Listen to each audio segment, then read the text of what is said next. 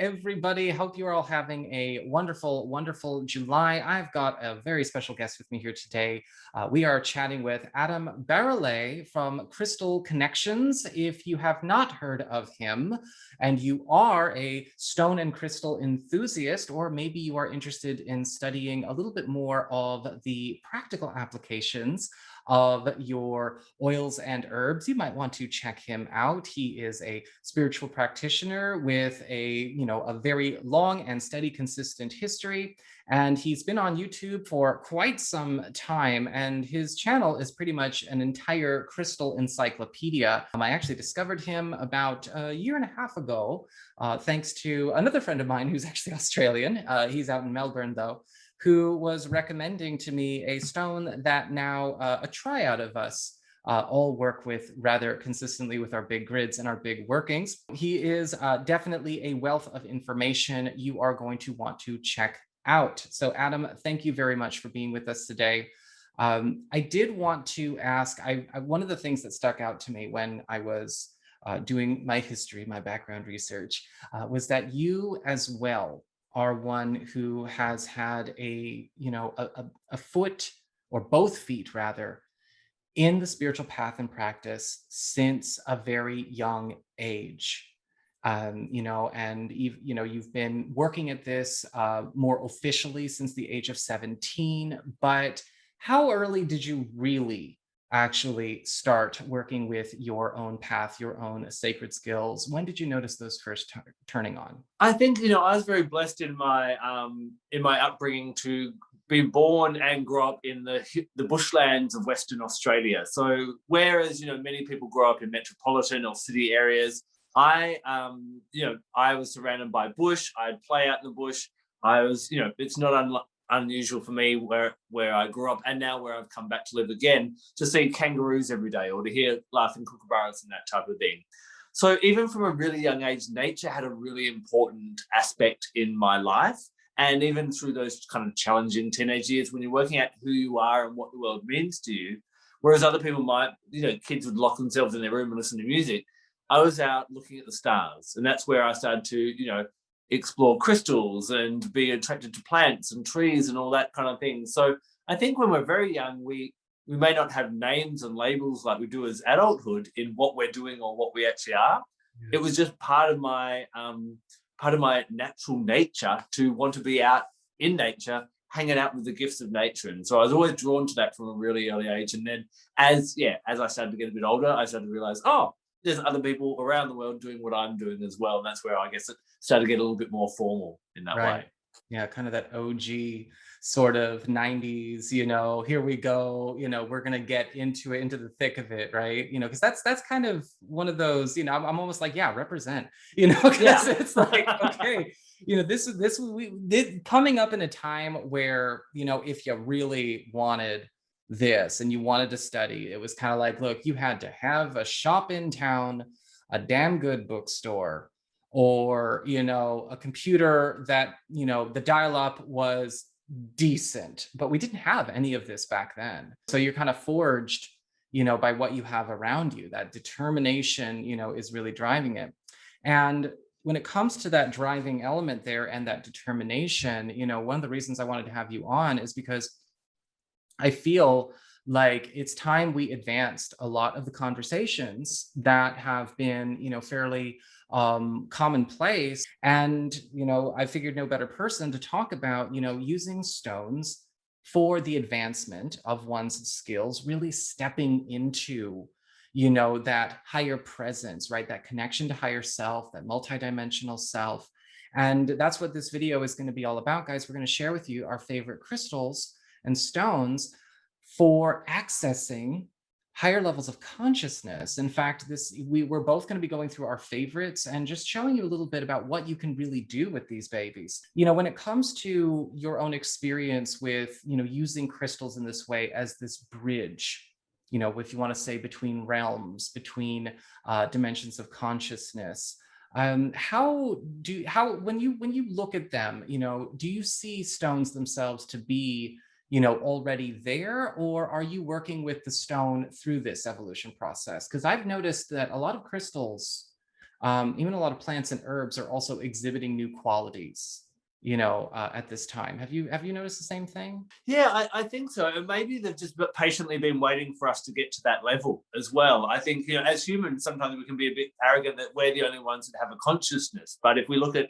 many, indigenous or First Nations or native cultures around the world, they've always seen plants, animals, stones, mountains, rivers, all have a consciousness and all have a role to play.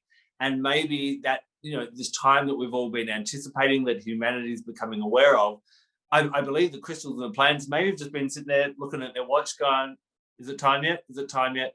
And they're now kind of here to help us out in that way. So I think it's a co-creation between humanity and the mineral kingdom and the plant kingdom and so on to lift everything up together in that way. Okay, I like that. No, I do. And that's not necessarily out of the realm of possibilities, right? When we're talking about things being so quantum, what if they've just been, yeah, here the entire time, kind of like, okay, you are eligible for this, right? And we even know that there are certain stones that will not work with you until you're ready. I mean, you even say in your lapis lazuli video, lapis is just kind of, it's going to sit there until you are ready to tap right in.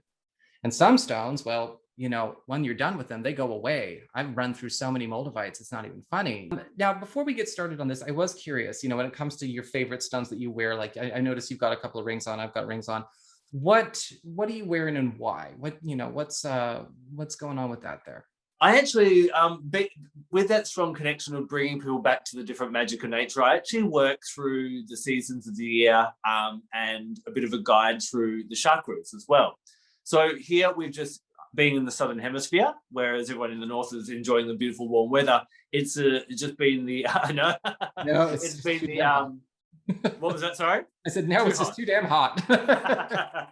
Well, we've had the winter solstice and we're down to very cold temperatures. So for me, this is the time to really drop into those. I've got two violet crystals on. I've got a sugilite and a purple fluorite. And so this is a really great time to work with the crown chakra. As we go through spring, we come through to the third eye chakra, where we think about, okay, what do I want to, whatever I've been contemplating in the stillness and quietness of winter, how do I bring that into my reality? I then talk about it in spring. In later spring, I give it love. And then in summer, we give it the strength. We get out there, we're sociable, we network, we're working on that solar plexus chakra. In the late summer into autumn, we enjoy the fruits of our labor with our sacral chakra. And then we come back to our basics in autumn before we come back around to the crown chakra in winter. So you'll notice that I actually rotate if you watch my live videos or my social media, I'll actually rotate through the rainbow colors throughout the year as I'm working with the different energy centers. So that's why I've kind of got a lot of violet around at the moment. It's a very introspective time for kind of reevaluating where we're going at the moment. That's a perfect bit of advice. Maybe we should do a video about that at some point, like how to rotate, how to stay in sync, because I think that could actually be very crucial for some folks that have been feeling, very discombobulated. When it comes to actually unlocking, personal skills, discovering sacred skills with crystals and things like that, before we go into sharing, do you have any personal methods that you like to use when you are actually tapping into a stone for that particular purpose? Generally, a couple of things I'll say to that. First of all, when we're talking about, we've got these everyday crystals like the carnelian and the sodalite, and you'll find them readily available. And I do find that they are good for everyday life. What you'll find when you're switching your interest to lifting up your spiritual process, your ascension, and so on, you're going to need to go to these rarer crystals, the ones that are not as easily or readily available. And I often find that if you're coming across or you're drawn to crystals that are a little bit harder or a little bit rarer, that's showing you that you're on that journey. They're there for certain people. And that's why you may go, oh, they're talking about this crystal and I can't find it. It's kind of like you're not ready. Maybe you know where you're heading, but you're not ready to work with it just yet. And it may take a month, a year, a couple of years before you're actually able to find a piece or find a piece that really resonates with you in that way. When it comes to working with crystals, one of the things that I found most powerful with working with crystals is, as humans, we live in a yang society where we're always like doing more, and I need to do more mantras, and I need to do more balancing and more healing and more and more and more and more and more. But when we're looking at the mineral kingdom gains its power over a slow and steady process. Crystals take thousands upon thousands of years. And what I've found the most effective with working with crystals is not by doing more, but by doing less. So having the crystal around all of the time will definitely help. But how good is, to each person that's watching this, I'd like to ask you, how good are you at doing nothing? Because when we become still, when we can quieten everything down, that's when the crystals will actually start to speak. And that's when these little ideas will pop into our head. Now, I also have a Mercury ruler as well. I'm a Gemini with a very creative, come up with all fascinating ideas and different things like this. And I question one of my earlier teachers, when I go into meditation with crystals or anything else, how do I not know that, I'm not just making it up? How do I know that this is a higher vision or something like that? And basically what she explained to me is, as long as you take those few minutes to empty the mind, to become that vessel, whatever that may be, whatever technique you come, whether it be your subconscious, your imagination, your higher conscious, your higher self, your soul, your angels, whatever it may be, there is a million different things that could pop into your head. Why did that pop into your head? One of the most potent things I was doing with crystals was shutting up, laying down, and just putting some music on it and seeing what came to me. Yes. You don't have to be a high almighty master of something to be able to do that. Do you know what I mean? Yeah, no, and I think that if you are going in and you are turning on the hose at full blast with your intentions, it would be like if we had this interview and I said, Adam, why don't you come and have a chat with me, and I did all the talking. For me, it's oftentimes there's an initiation when it comes to a stone. A stone will come to support me on a particular task or a particular mission, if you will. Whether it's going out and doing ceremony on the land for a new moon, or we just had a solstice, or any kind of very big cosmic event. And that is where I will bond, and I won't program or set intention with that stone. I will be like, I'm going to let this stone be here, interact with my higher self, my multidimensional self, my guides. You do your thing. And when you power and empower that stone to actually be what it's supposed to be for you, that is when you really start to feel magic. And that's part of my personal mission, I feel, on this planet, is make this real for people, right? Let people live in a magical multidimensional world. That's the closest thing to a life purpose I could say that I have. How do you help that process for yourself with stones? What are your big three that you'd like to go to and that you would recommend to anyone looking to open up these kinds of phenomena for themselves? Okay, the first one I really wanted to share about today is a crystal known as Azurite or Azurite. Now, this is a royal blue crystal, and often when people are going for those royal blue crystals, lapis lazuli comes up as really quite a popular one, which is a really great one with a different set of powers. There are rumors that in times of ancient Egypt, and even as far back as ancient Atlantis, that Azurite was exclusively allowed to be used by the priests and the priestesses. It wasn't something that the every mundane person would be allowed to work with or access its power. So I find those that are ready to step up and to be some kind, it doesn't mean that you're going to be a spiritual teacher necessarily, but you're going to step up as a spiritual example in this world. And anyone who's wanting to, ascend spiritually or go to that next level, I think is taking that priest or priestessly kind of role. Azurite really helps you to do this. Azurite is a crystal of rebirth. It resonates, I find, really well. When I work with it, often animal guides will come through to me, and the bat is one that comes up with Azurite as well. The bat is renowned as an animal of rebirth because each day many species of that, they fly out of caves, which are the wombs of Mother Earth. So they're reborn every night when they come out, and then go back into the womb of Mother after their night out catching whatever or eating whatever they do. So I find this one, obviously being a third eye chakra crystal as well, it's really going to help with this guidance, this understanding on how the world works and how you're going to work in the world. a lot of people, when they focus on the third eye chakra, they're purely focusing on that intuitive aspect, which I think is really, really important, because that is the aspect that has been diminished over the last few thousand years. But I find that the third eye chakra is about how we use our intuition as well as our intellect to understand how this world works. Azurite helps you to understand how this world works and how you work in this world as your highest potential.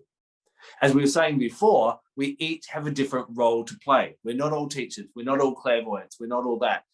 We can, spirituality doesn't have to be something that's outside of the practical world. We each have something to shine. And I find Azurite is really going to help you to, first of all, understand how this world works, and then realize how you're going to step in a most empowered way, in how you're going to work in this world in that kind of way, and keep on recreating yourself to evolve as the world changes, to keep yourself relevant and contributing to the world as well. So that's probably my number one favorite. Now, I know you've got a few as well. Do we want to go backwards and forwards, or what are we going to do? Well, I think we could go backwards and forwards, but I was going to ask you, so when it comes to Azurite, could one also then maybe glean from that this could be a way for one to also not just unlock, again, the understanding of, the fundamental mechanics and dynamics of, how the universe flows, maybe even becoming more fluent, in different, let's say,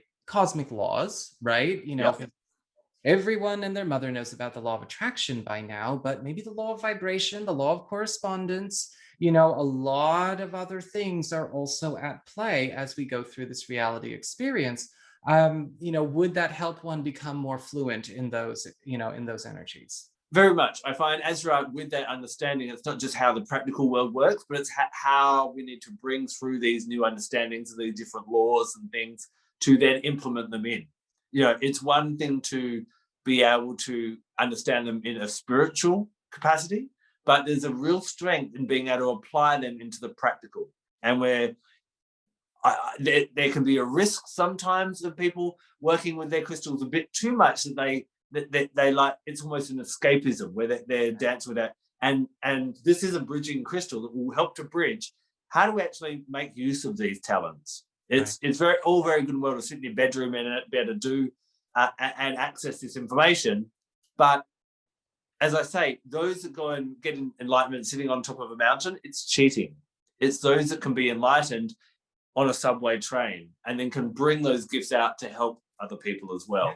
And so this is a great bridging crystal for really helping to go, what are my talents, what's happening out there, and how do I apply that, which I think is really needed. Right, being the presence, being that pure conduit of that higher experience, that higher consciousness in form wherever you are. We're not running to the top of a mountain, and we're not running to a plush, cushy penthouse either. We're doing the work of becoming the embodiment of our higher levels now.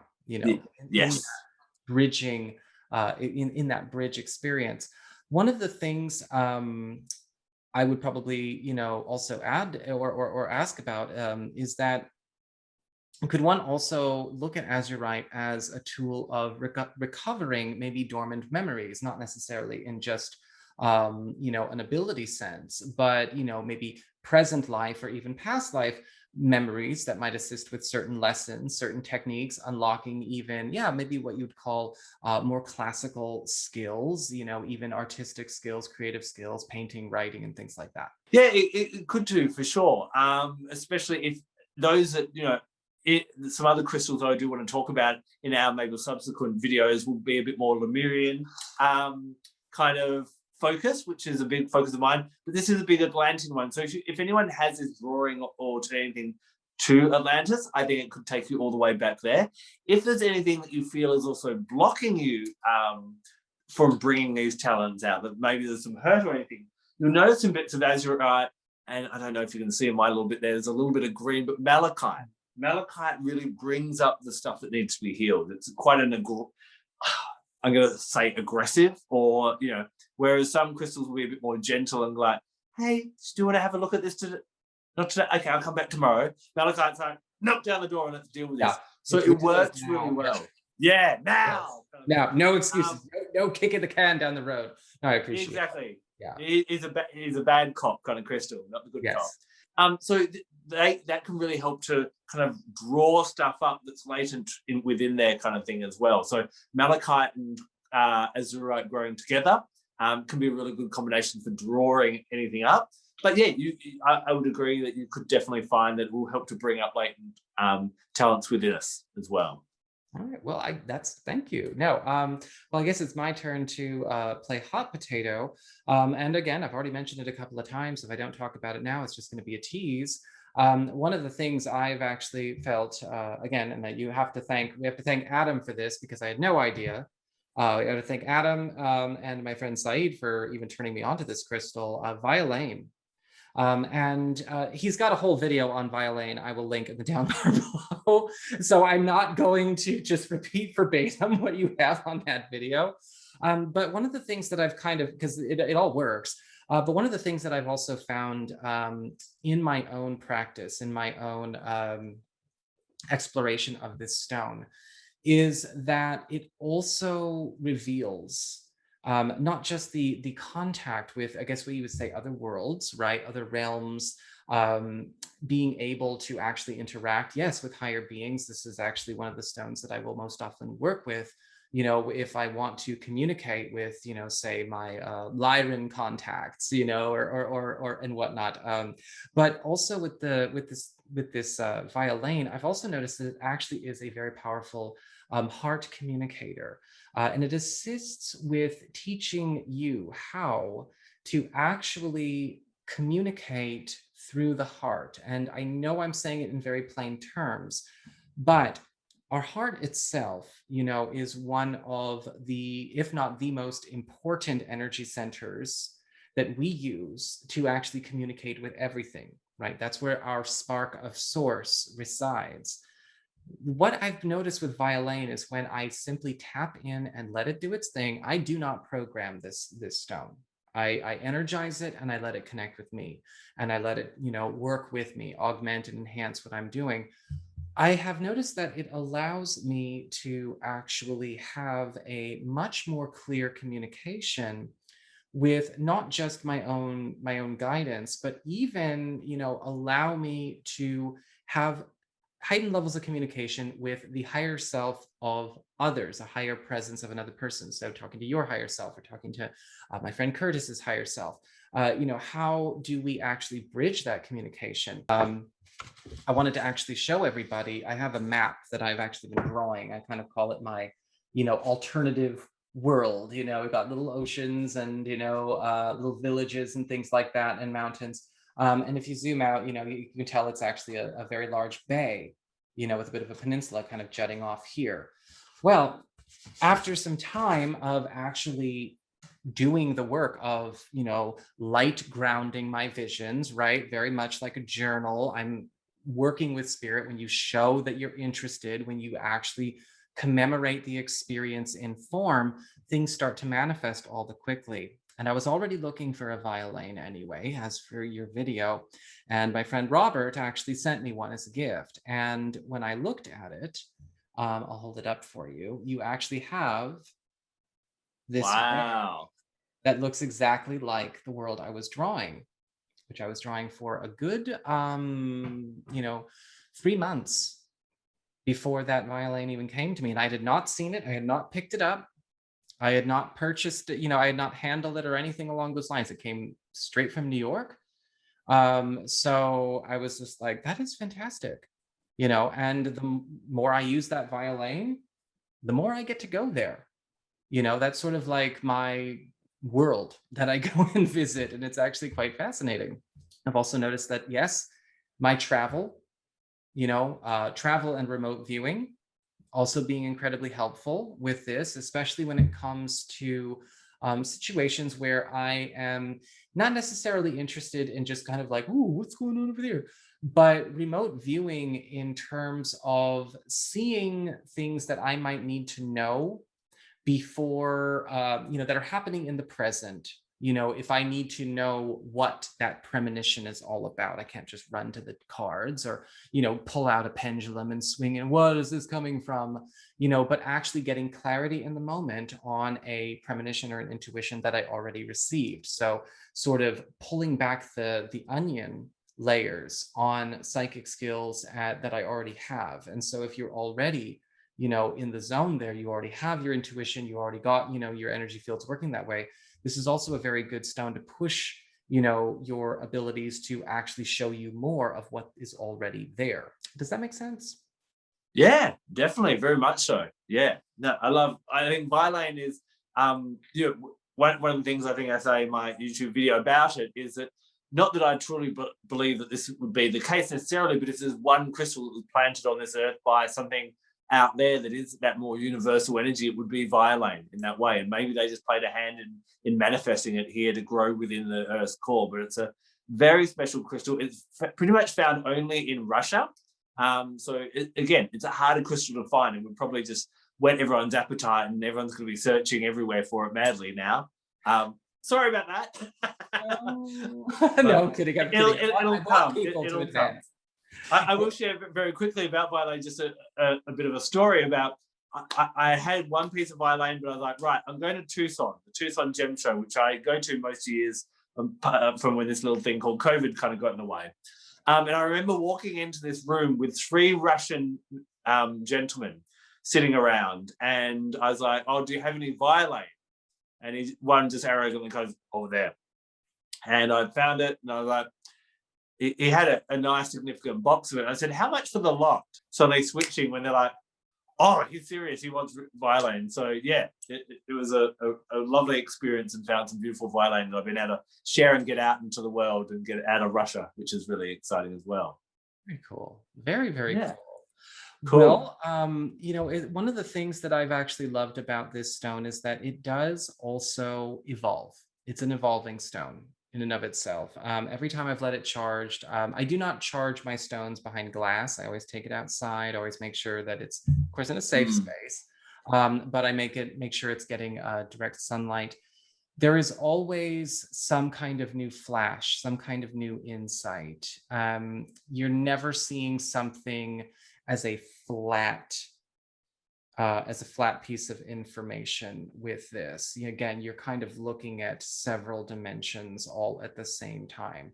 This is here because this is here because this is here because this is here, and this is all made up of this. And so if you are ready to take the plunge, as we have, this is one I would highly recommend because it also helps bring a lot of context into the experience that you're having. You know, so you're not kind of having a spooky experience. You're actually realizing like, no, I'm actually having a mastery experience. To stick with this kind of star being or galactic energy, I'm going to talk a little bit about tektites and a little technique that I like to share with people called the tektite pentagram. So most people have probably heard of this little thing called Moldavite. So it's kind of gets a lot of hype. It's part of the tektite family, and tektites are basically formed when a meteor comes crashing into the Earth. Now, this one crashed into the Czech Republic. For some weird reason, it went green. They're not exactly sure why. And it's got a lot of hype recently, kind of thing. You'll find it on TikTok and different things like that. But to be honest with you, I kind of feel like Moldavite, it's a bit like the Kardashians. It gets far more attention than it deserves. It's good, but it has its place. And there are actually a whole range of tektites that are found across the world that can all help us in a slightly different way to help with this evolution process in that type of way, to connect the heaven with the earth. Yes. So to give you a bit of an insight, there's a beautiful one which is yellow. Now, this one's called Libyan desert glass. Now, I must admit, this is a rather large and significant piece, so you will find, you'll find smaller pieces of it, and they're just going to be as potent. This obviously landed in the Libyan desert. So what I'm holding in my hands, whether it be Moldavite or Libyan desert glass or any of the others, is it's a combination of earth fused with stardust in some way. It is that mergence, what we seek, of bringing that heavenly or higher self into the physical realm. And these are actual physical manifestations of this.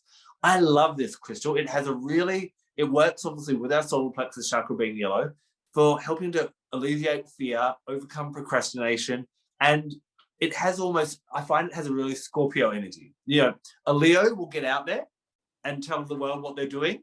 A Scorpio just friggin' goes and does it, kind of thing, and has that real. And that's what I find a bit. Whereas maybe Moldavite might have a bit more of a Leo energy of, I'm everywhere. I'm on TikTok. Everyone's talking about me.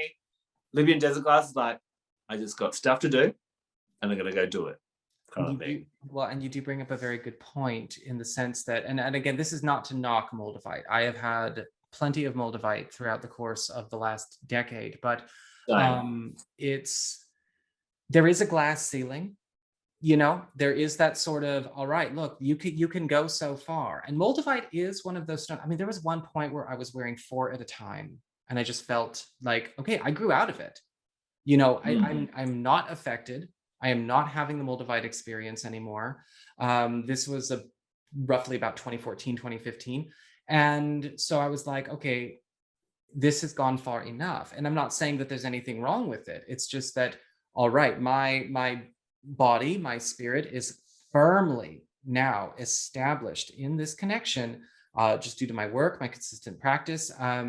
You know, I don't need this as a key. But I think that when people have those kinds of things, yeah, like Moldavite, like Libyan glass, what can sometimes happen is there's this sort of deference that's given to the stone, which you never want to give deference to any stone, right? I mean, the whole point is to learn from the Violin or learn from the Libyan glass, learn from the Azurite, not, you know, scramble for it every time you need something. You might grow out of it, or it might grow out of you, because all of my Moldavite ran away. You know, so that happens, right? Have you ever had Moldavite take off? I'm just gonna let the cat out, but you can keep talking. Yeah, I think with all crystals, it's okay to kind of in a way personify them, and we see people in our lives that, you know, there's probably books or music that we once listened to that we're like, this is the be all and end all, and then we kind of grow out of that. Yeah. And crystals and people and music and teachers, the crystals are teachers that will support us in our journey. And some may be a lifelong journey where you just have this lifelong love with a crystal, and others you might just kind of love for a week and then you're over it.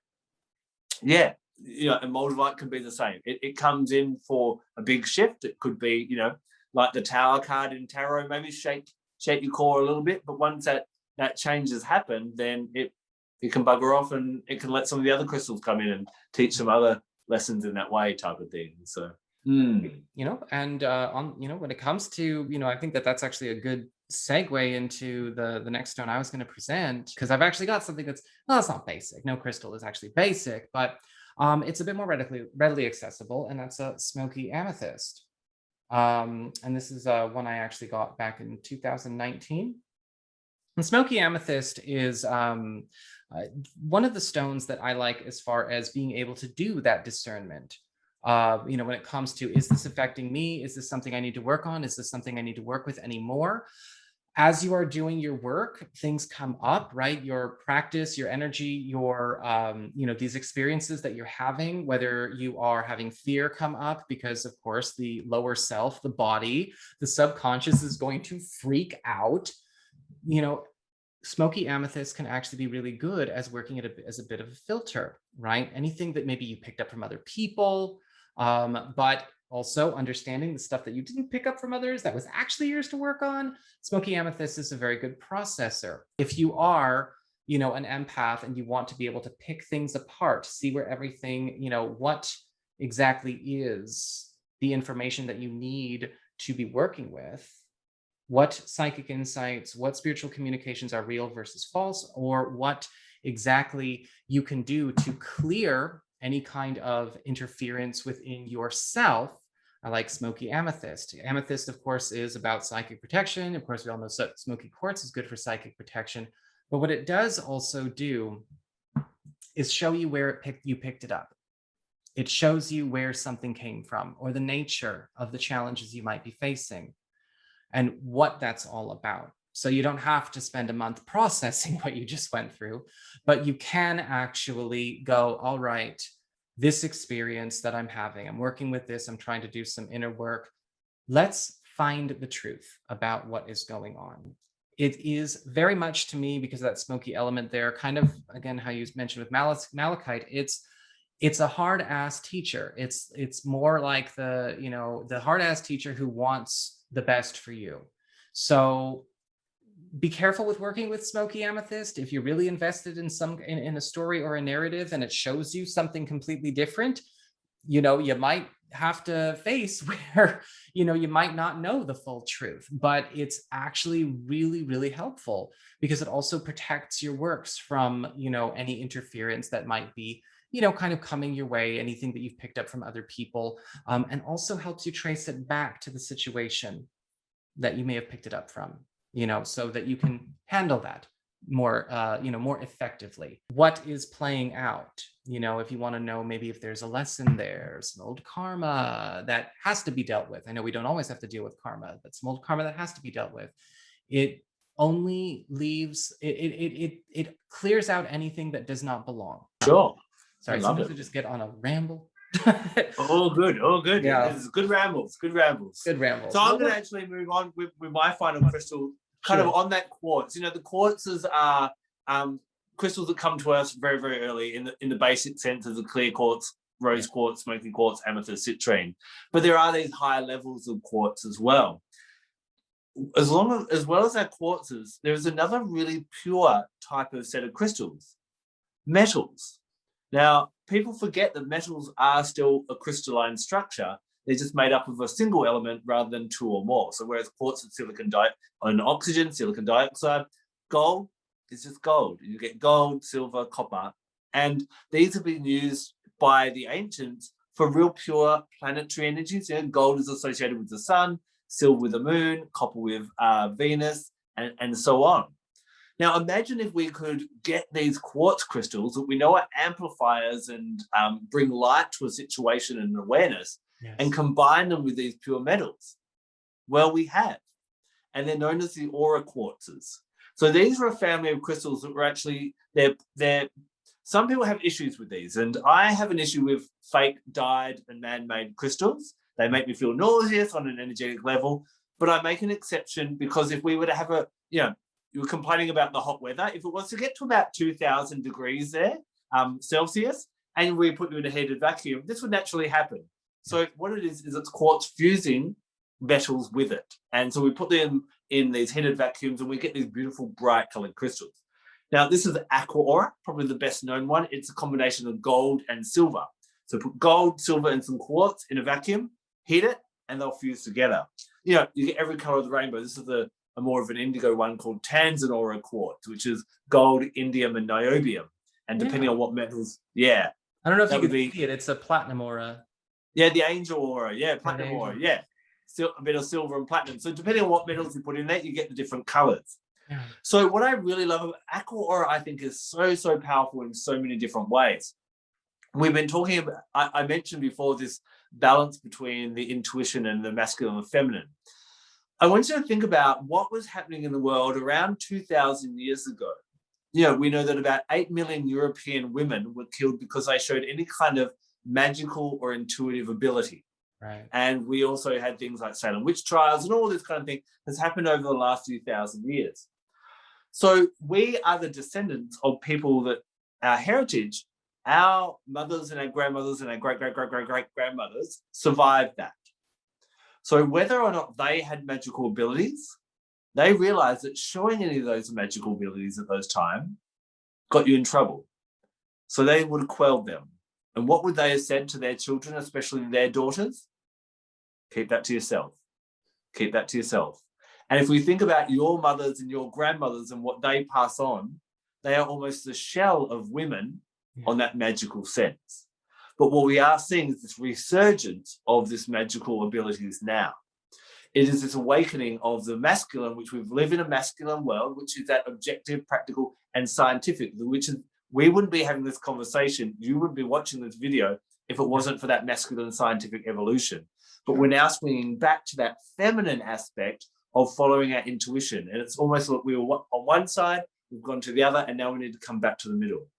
Aqua Aura is a fusion of gold, the masculine, with silver, the feminine, merging together beautifully to a throat chakra crystal that allows us to communicate both these expressions at once. I love working with, if you're wanting to bring more of that feminine aspect in, combining, and I love to combine essential oils with my crystals, a bit of myrrh. When I smell myrrh, it takes me straight back to the burning times and straight back to that wisdom that was there, that was lost, and to connect back with that. And myrrh is a great healer for the body, but also for bringing back those things that have been quelled or lost and resurrecting them. But this is going to be a great crystal for realizing your more balanced state. And I think most of us have our masculine side, pardon me, our masculine side pretty much sorted, in that we can think logically, we're excelling in the world, we can, do that. But it's that feminine that we're always trying to, that intuitive or magical side that we're doubting or have disbelief in. And that's conditioning through a couple of thousand years. And this can be a really nice healing crystal to help kind of bring back that ability to find that harmony between the two and find out what your full capacity is, rather than your half capacity only working with one aspect of yourself. And that doesn't matter what gender you identify as. I've just finished doing an online course, mainly or predominantly women. And when we talked about this balance of masculine and feminine, I thought most women would go, oh, we need to focus more on masculine. They all realize that they are still all in their masculine and they need to work more with their feminine as well. So yeah. These are divine creator forces. When I'm teaching, I always say, like, look, if you have to look at the concept of the divine masculine and the divine feminine, for me, I look at them with the same reverence and understanding as I look at the four elements. I look at them as cosmological forces in the universe. It's not about gender identity. Let's get ourselves into a space where we understand that we are working with everything because we are everything. So coming back into that balance means, we got to let go of worrying about what context it means right here. Because the more of you bring into center, the more of you have to work with, and the more of you get to see reflected in your reality. That's how I always look at it. Yeah.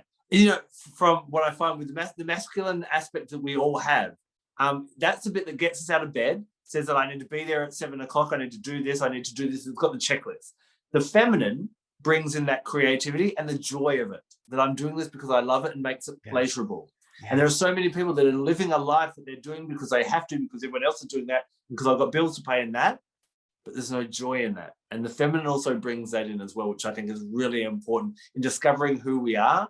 What we love gives us guidance to where we excel, where our light shines the brightest, and what gifts we have to share with the world. Absolutely. Well, that is the thing about, a lot of these ores. There are a lot of fake crystals out there that did show up, unfortunately, at the same time as we had the advent of these aura crystals. And if you guys hear that meowing, Persephone has decided to enter the chat. Persephone has entered the chat. You want to say hi, honey? She's going to purr. Okay. Persephone, how are you? You look rather displeased that you're not getting your way. Oh, no, it's time for food. So she runs the house. I'm just kind of here, and I'm just indentured to her. But the thing is, I think at the same time, a lot of these aura crystals, started hitting the market. It's also when you started to see a lot of, manufactured crystals, the cherry quartz or the opalite. And I'm not saying this to disparage anyone who likes those stones, okay? A lot of them are lab created. Now, the thing about aura quartz, when you're talking about real aura quartz, it's not something where they literally melted down a whole bunch of goodness knows what and then made it so. It's you're still working with the crystal, you're still working with the silicate. And I personally love to use aura crystals. I've got, my platinum aura, my angel aura quartz here. I've got another angel aura point across the room, but I'm not going to get up and get it now. It's something that, when we are talking about that balance, I like that segue there. Okay, how do we balance the innovation with, again, the natural truth that we know? Be careful and be discerning, you guys, when it comes to that. Make sure that if you are interested in if you're buying any crystals online, make sure that you are working with a reputable dealer that actually is doing it the right way. I'm with you. I think that aura quartz is fantastic, or even aura amethyst if you can find it. But it's just a matter of making sure that you're being careful about it. One of the big telltales of that, is you've got to be able to see through the coating. You know, if it looks True. like somebody just dipped the crystal in nail polish, you're probably dealing with a fake. Just a quick heads up for everybody. Adam and I are going to be having more chats down the road, but this video is going on for a lot longer than we both anticipated. We actually anticipated recording 2 videos in this time, and that did not happen. And so I want to thank you so much, Adam, for coming out and saying hi. I had a blast meeting you. You've been an absolute pleasure, and you're an absolute treasure. You guys, please subscribe to Crystal Connections here on YouTube. Links in the down bar below. Any closing thoughts, Adam, before we close? No, it's been an absolute pleasure chatting with you. And, you know, it's great that there are people around the world like us, you know, helping people to awaken the magic of the Mother Earth and her crystals and her treasures. And yeah, it's been a divine experience chatting to you, and looking forward to our next chat. Thank you very much for dropping by, everybody. I will see you all again very soon, and can't wait to have Adam back. So take care. Have a good one.